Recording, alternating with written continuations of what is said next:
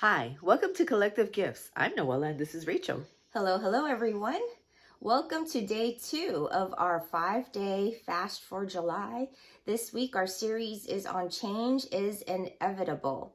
And today we'll be talking about how you were made for this. So when we go forth in that change, we go forth in that season of transition and adapting to the new way of doing things because that change came into our life. So that's something new. So that means we're going to also have to make changes in ourselves too.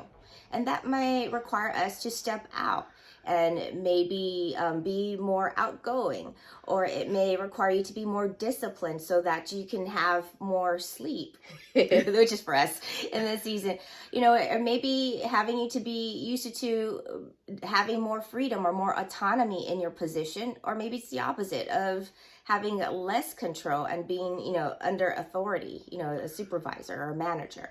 So whatever it is, that change will come in your life, and it could be a health crisis, right? Like there's a lot of people right now, there's another little bit of COVID going around, or a different type of health crisis. It may be moving to a new location, getting a new job, having increase in your family. So with a new child, or, with it being summer, you may have visitors coming in, and staying with you, and all of that disrupts your life in one way or another. It may be a good change, it may feel good, but because it changes your usual, it gets you out of your comfort zone. And so in this time of that transition, that adaptation of the new, this is where it will test you, right? It will illuminate your strengths and your weaknesses. It's also an opportunity for this to shape you so that it will refine and define who you are. It will refine and define who you will become.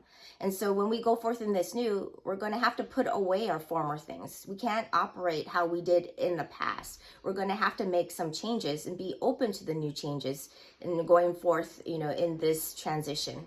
And so the scripture I have is from 1 Corinthians 13:11. It says that, as a child, you talked, you thought, and reasoned a certain way as a child does. But now that we're adults, we're going to have to put away those childish things and do things differently, not as we've done before, but to do it differently in order to have that change come through in our lives. And an example of changes, in the past, we used to go to Haiti on mission trips. And at one point, I was planning the trips. And in Haiti, it's just like when you go on a regular trip too, right? You have an itinerary, you have a set plan, and you want everything to be perfect. You want everything to flow. You make the declarations, right? Like all things are going to go according to that plan. We also say too, right? Like all things work together for the good.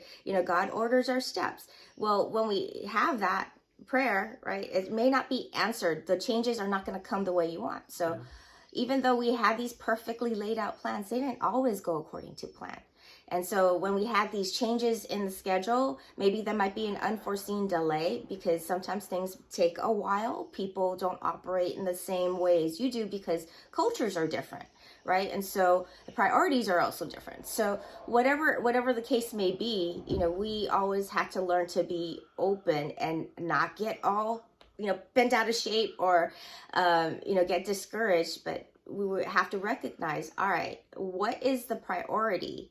Right? Like we had to learn to be flexible and adapt. Yeah. And if one thing didn't work, then we would just switch the plans around to do something else. If one person didn't show up, then that's okay because we can have a plan B. If we were missing something, well, maybe we can go to the market and get it. But if it wasn't available at the market, then hey, we had to adapt and make do with what we have.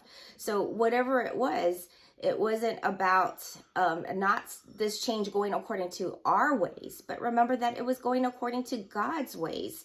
His ways, his plans are perfect. That which happened, right? It was intentional. God is strategic. He is intentional. There is no mistake. There is no coincidence. And we see that God orchestrates everything, right? For his will, his good pleasure, and so when we go forth in this transition of change, we want to encourage you. Don't be discouraged. Don't be disheartened. don't get all bent out of shape also. You were made for this. God created you with a purpose. He created you for a reason. All those experiences that you went through, that was trained to prepare you for such a time as this. So you were made for this, to be able to go forth in this season. It's just that season of transition in which we have to learn not to do what we used to do in the old ways, because we're no longer babies, right? We are growing up. We are mature adults, right? Seasoned believers, or we're striving to be. And so, that said, we want to remember God equips whom he calls. He wouldn't have allowed you to experience this change if you weren't ready for it. And so he equips whom he calls. His grace is sufficient for you to be able to make it through. And when we continue to partner with him and seek him, he'll lead us in the way that we should go. So be encouraged. Thank you for joining us, and we will see you again tomorrow for day 3. Until then, Shaloha.